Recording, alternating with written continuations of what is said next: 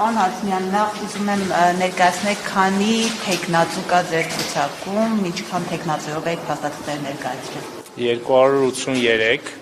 մենք արդեն էլեկտրոնային համակարգով բոլոր փաստաթղթերը ներբեռնել էինք համակարգ, այսօր կարգի համաձայն արդեն թղթային տարբերակները ներկայացրեցին կենտրոնական ընտրական հանձնաժողով։ Ես ուզում եմ ասել, որ եւ այդ ամեն ինչը եղել է հրապարակային, դուք էլ ինչ-որ չափով մասնակցել եք մեր ընտրությունների process-ին,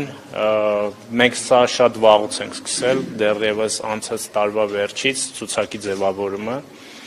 եւ արել ենք դա ժողովրդավարական համակարգերին բնորոշ բոլոր հնարավոր գործիքներով։ Առաջին փուլում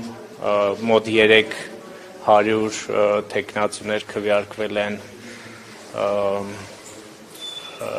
առաջին 50-ը որոշելու համար,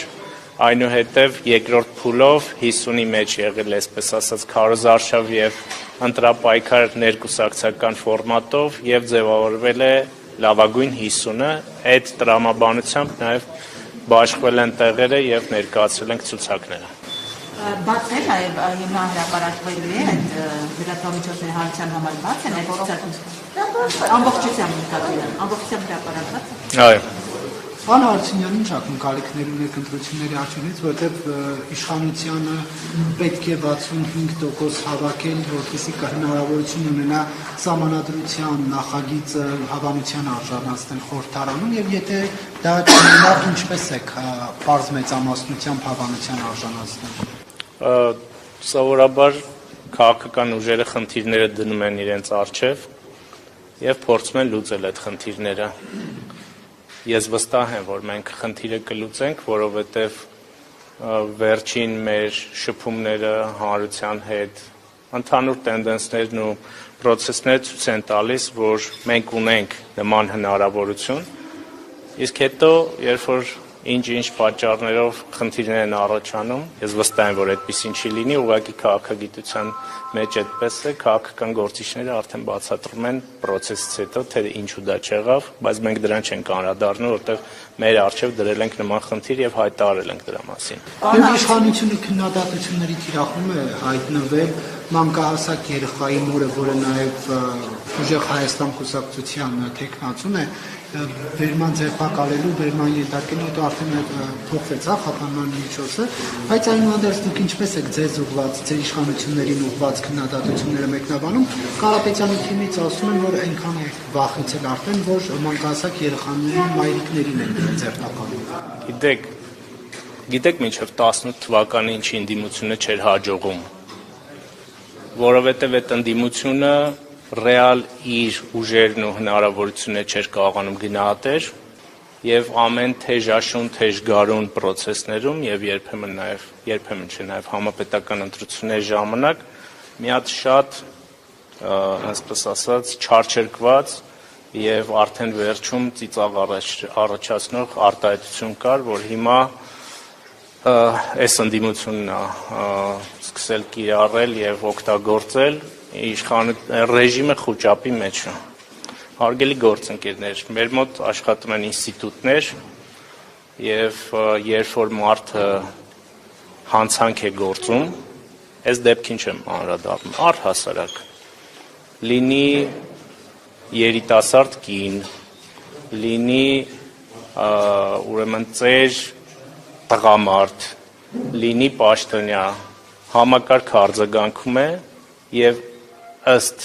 սահմանված օրենքների տվյալ դեպքում քրեական օրենսգրքի գործում է եւ ինք չի նայում,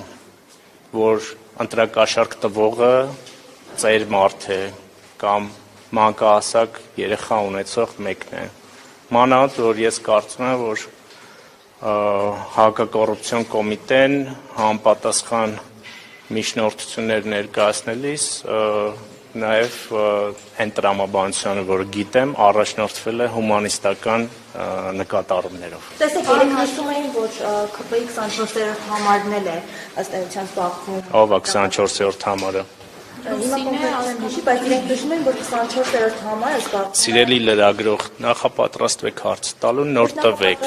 Խնդրում եմ ասեք 24 համարը ով է։ Լուսինե ազգանունը չեմ հիշի այս պահին։ Մենք չունենք 24 համար Լուսինե։ Այդ դեպքում ինչպես էին նշում։ Ինչպես էին նշում, երբ որ այդպիսի լուրը իմանում եք, մի հատ փորփրեք, մի հատ տեսեք ով է դա, համոզվեք, որ այդտեղ կասկածելի բան կա, արդյոք դա իրականություն է, նոր ասեք, ձեր 24 համարը ինչ որ Լուսին է։ Պարոն Հարությունյան, ասում են Նիկոլ Փաշինյանը հայտարարեց, որ ընդդիմադիր ուժերը Գագիկ Ծառուկյանի գլխավորած ուժը Հայաստանը եւ ուժեղ Հայաստանը չեն հաղթահարելու անձնաշեմը, նաեւ հայտարարել էր, որ 65% ձայներին իրենք ունենալու, օրինակ այդ եզրահանգմանը եկել է 24 համարը Ղազան Սոնանա, չէ՞։ Ղազան Սոնա, իմացեք, մեր 24 համարը եւ ինչ որ Լուսինե չի։ Հա։ Այդ եզրահանգմանը ձեր Մի հատ նորից խնդրում եմ հարցը։ Նիկոլ Փաշինյանը այսօր հայտարարեց, որ ընդդիմադիր ուժերը անունները նշեց չեն հաղթահարելու անցողիկ շեմը։ Միջև այդ էլ հայտարարել էր, որ դուք 65% արդեն ձայներ ունեք։ Օրինակ դուք այդ եզրահանգմանը եկել եք ձեր ներկուսակցական քարոզարշավի ժամանակ։ Նաեւ, բայց նաեւ այսպես գիտեք, եթե հիմա լիներ 17 թիվը եւ դուք տեսած լինեիք բազմաթիվ կեղծված ընտրություններ, կարող եք նման հարց տալ, բայց երբ որ անցել է 8 տարի եւ դուք գետ 1 կեղծված ընտրություն չեք տեսել, կարծում եմ այդպիսի հարցեր պետք չի տալ, ինչը մրցակցային չի։ մրցակցային միջավայր չեք ապահովել, դուք օրինակ նորից եք քարոզարշավը, բայց օրինակ ուժերից մեկին պահում եք ավանքի տակ ղեկավարին, որը Հարգելի լրագրող, որ օրենքն ենք խախտել այն process-ում, որ հիմա տեղի ունենում։ Ընտրական օրենսգիրքը ասում է եւ սահմանում է կանոններ ընտրություններից 1 ամիս առաջ սկսվող process-ին, այսինքն պաշտոնական ընտրարշավին։ Ընտրության հաջորդ օրվանից սկսած յուրաքանչյուր կուսակցություն եւ քաղաքական գործիչ կարող է ընտրարշավի տրամաբանության մեջ իրականացնել գործունեություն, այսինքն հաջորդ ընտրությունների հաջորդ օրը, ասենք հունիսի 7-ից հետո, հունիսի 8-ից կարող է ընտրարշավ անել հաջորդ ընտրությունների համար։ Օրենքը սահմանում է միայն հավասար պայմաններ բուն քարոզչության համար, որովհետեւ մեծ ուժերը ունենան նույնքան ռեսուրսներ կամ նույնքան ռեսուրսի սահմանափակ ռեսուրսի հնարավորություն, ոնց որ մեծերը։ Եվ ես մի բան էլ կավելացնեմ, ես կարծում եմ, որ դուք առնվազն ազնիվ չեք են պնդման մեջ, որ քաղաքական դաշտում այսօր կա եւս մի քաղաքական ուժ, իհարկե խալաստոյ փամփուշտներով կրակող, որը քաղաքացիական պայմանագրից շատ ավելի շատ գործիքներ է կիրառում քաղաքական, նաեւ ռեսուրսներ, նաեւ մարդկային, նաեւ ֆինանսական, բայց դուք դրա մասին չեք խոսում եւ ասում եք ուժեղ Հայաստանին, այն կայքին, որին ֆինանսավորում է։ Պարոն Հարությունյան, հասարակության ներկայացուցիչներն խորհրդանշում են, որ բավականին բայց դուք հաստատ ունեք պարոն Հարությունյան։ Ինչպես։ Հասարակության ներկայացուցիչներն անձնանում են, որ բավականին մեծ կանխիկ գումար են փոխում երկիր սորերին, հատկապես Ռուսաստանից, իսկ մտահոգություններ ունեն Իսրայել կապված թեմոջ նկատի ունենալով նրանց բացահայտումներ։ Ցանկացած շրջանառություն կանխիկի, որը չի հայտարարագրվում, ցանկացած պետության համար մտահոգիչ է, որովհետև իր մեջ պարունակում է այսպես խորշեր, որը պետք է բացահայտվեն։ Եվ ես կարծում եմ, որ մեր իրավապահները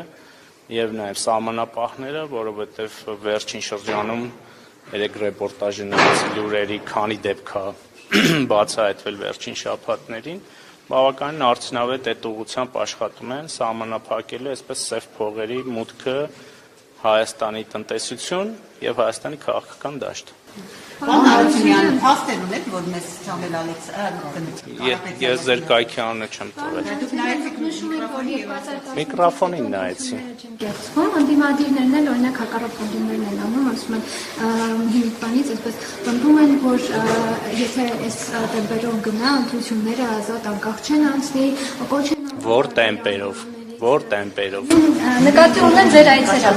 քաղաքացիական պայմանագրի, վարչապետի շփումները, այդ ինչ նպատակով են այդ հայտարարությունները։ Նախ էլի մինչև 18-ը, եթե ընդդիմությունը որևէ կամ լրագրողները որևէ բան տեսել էին ընտրություններում, այդ ընտրությունները որևէ կերպ չեն բողոքարկվել, երբեք չեն բողոքարկվել, կամ մի անգամ են բողոքարկվել, բայց արդյունք չի եղել։ Ինչ վերաբերում է այդ պնդումներին, չեմ կարող ասել, էլի այն հին մինչև 18 թվականը, նաև մեզի նկատի ունի, որտեղ մենք էլ ենք երբեմն այդպես վարվել, այսպես հայտարարություններ էինք անում, որպեսզի հետո ի նկատի ունեմ հավաքական ընդդիմությունը, որպեսզի հետո լեգիտիմացնենք մեր ձախողումները։ Հիմա իրանք այդ ճանապարհով են գնում եւ քանի դեռ ընդդիմությունը մինչև 18 թվական այդ գործելավոճին վերջ չտվեց, որևէ հաջողություն չունեցավ։ Իդեմս այս դեպքում քաղաքացիական պայմանագրի։ Պարոն Հարությունյան, ձեզ հիմնական մրցակից ում եք տեսնում, որ ուժին։ Ում դեմ եք պայքարում այս պահին դուք։ Մենք անկեղծ պետք է ասեմ, մենք հավասար հարգանքով, եթե կա հարգանք հակառակ կողմից, վերաբերում ենք քաղաքական բոլոր ուժերին եւ հավասարապես բոլորին ուշադրություն դարձնում ենք եւ ըստ անհրաժեշտության եւ ըստ քաղաքական process-ների մեկին շատ ենք անդրադառնում, մյուսին քիչ ենք անդրադառնում, բայց մենք բոլորին համարում ենք մրցակից, ովքեր կառաջադրվեն իհարկե։ Անուններ չեք նշում առաջատարը, ովքեր են ընդդիմությունից։ Բոլորին մենք համարում ենք մեզ մրցակից։ Պարոն Հարությունյան, երեք երբ հակակոռուպցիոն կոմիտեն հաղորդագրություն տարածեց, որ Գոհար Գումաշյանը խախտել է բարեգործության արգելք, օրինակ մարդկանց արձագանքն էլ այն էր, որ դուք էլ ընտրություններից մի քանի ամիս առաջ թոշակներ եք բարձրացրել։ Դե մենք դրան անդրադարձել ենք, կարծում եմ, այսպես անիմաստ է եւս մեկ անգամ դրան անդրադառնալ։ Պետությունը իր ուրեմն լիազորությունների շրջանակում գործում է եւ մի տարի առաջ էլ բարձրացնենք, պետք է ասեին ընտրություններն ընդառաջ չեք անում, 2 տարի առաջ էլ կարող էին ասել։ Բայց չեք բարձրացնել 2 տարի առաջ թողոցիկ ընտրությունները ժամանակ։ Չէ, մեկ ամիս առաջ էլ ասում եք 10,000 դրամ ինչ պիտի անեին։ Դուք մեր պաստառները շատ են, էլի, մեր պաստառները չեք տեսել տարբերությունները։ Ինչքանից ինչքան է դարձել։ Ընտրություններից 2 ամիս առաջ 10,000 դրամով էր բանը, կտրուկ բարձրացում էր դա։ Ինչն է կտրուկ բարձրացում։ Քիչ բարձրացում 10,000-ը։ Երբ որ Փաշինյանն ասում էր 1000 դրամն անգամ մեծ բեռ է բյուջեի համար, նա 10,000 հարգելիներս, մենք նաև նախորդ կառավարության ուրեմն ծրագրով ունենք որոշակի պարտավորություններ կենսամակարդակի հետ կապված եւ այդ քայլով մեր կառավարության ծրագրի շրջանակներում ենք գործել։ Պարոն Հարությունյան, եւ վերջին հարցը տամ, պարոն Հարությունյան, ոչ ընտրական process-ների հետ կապված, վերջինորեն շատ ակտիվ քննարկում է Ծանրամարտի ֆեդերացիայի հայտարարությունը, դուք ուզում եք Գագիկ Ծառուկյանին Օլիմպիական կոմիտեի ղեկավարի պաշտոնից հեռացնել։ Ինչ։ Նախընտրական շրջանում, երբ որ Ծառուկյանը հայտարարել են ընտրությունների մասնակցել, հիմա ասեմ, դրանով պայմանավորված չի, այլ պայմանավորված է նրանով, որ նախ Ծանրամարտի ֆեդերացիան, որը հիմա գլխավորում եմ, ստանում է ինչ որ կարճ ժամանակ առաջ ասամբլեայից ՀԱՕԿ-ի օրակարգ, որտեղ այլ հարցերի շրջանակներում գրված է ընտրություններ։ Ուզում եք հասկանանք այդ ինչի ընտրություն է, մի քանի անգամ գլխավոր քարտուղարը կամ մեր աշխատողներից չեմ հիշում ով կապվում է ՀԱՕԿ-ի հետ եւ փորձում է պարզել դա ինչ ընտրություններ են։ Եվ մեզ հասած տեղեկությունից տենց փորձում էին այս ամբողջ process-ը նախընտրական այս փուլում սղացնել, անցկացնել, այնինչ ՀԱՕԿ-ը լուրջ կառույց է եւ անհրաժեշտ է որպեսզի այդ գործընթացները անցնեն պատշաճ մակարդակով եւ այդ հայցն է ներկայացվել նախ այդ ասամբլեայի ընտրությունները հայցի ապահովել եւ արժանանակ հետաձգել մինչև որոշում կլինի եւ երկրորդը մենք մեր հայցի մեջ նաեւ երբ որ ուսումնասիրեցինք ավելի լուրջ գործընթացները վերջին ամիսներին նաեւ ներկայացրել ենք այն խնդիրները, որոնք կան ՀԱՕԿ-ում եւ Ես չգիտեմ այս պահին երբ դա կլինի, որովհետև դատարանը հայցի ապահովում է իր տվել եւ ըստ այդ դրա էլ նաեւ երբ որ կլինի վճիռ այս կամ այն կողմ, նոր ըստ դրա կարելի է ամենայն դեպս օրենքն է այդպես ասում եւ ըստ դրա կշարժվենք, բայց բերել այս թեժ փուլում նաեւ այտենց փորձել խնդիրներ լուծել։ Ասում եք, եթե ընտրություններին չմասնակցեք, ես ձեզ ասեմ, հարգելի գործընկերներ, եւ ձեզ շատ ուղիղ եմ ուզում ասել, սրա մասին սպորտային աշխարհը չի խոսում, բայց ես հիմա կասեմ։ Շուտով լրանում է Գագիկ Ծառուկյանի 70-ամյակը։ Եվ Գագիկ Ծառուկյանը իրավունք չունի այլևս 70-ը լրանալուց հետո հավակնելու ՀԱՕԿ նախագահի պաշտոնին։ Եվ հիմա իրենք փորձում են այսպիսի ուրեմն հնարքներով, շնորհակալություն, հնարքներով ընտրական եւ քաղաքական այս թեժ փուլում անցկացնել այդ ընտրությունները, Գագիկ Ծառուկյանին հերթական անգամ կարգել ՀԱՕԿ նախագահ, որպեսզի նա եւս այդպես 4 թե 5 տարի 4 տարի եւս ուրեմն ղեկավարի ՀԱՕԿ-ը 65-75 տարիք եք ասել Նիկոլ Փաշինյանը, թողեք թոշակառուներին ձեր կառավարությունն է խրախուսում աշխատել։ Ձեր հեգնանքը տեղին կլիներ, եթե ես էլ հիմա պատասխանում եմ ձեր հարցին, ձեր հեգնանքը տեղին կլիներ, եթե ՀԱՕԿ կանոնադրությունը այլ բան ասեր։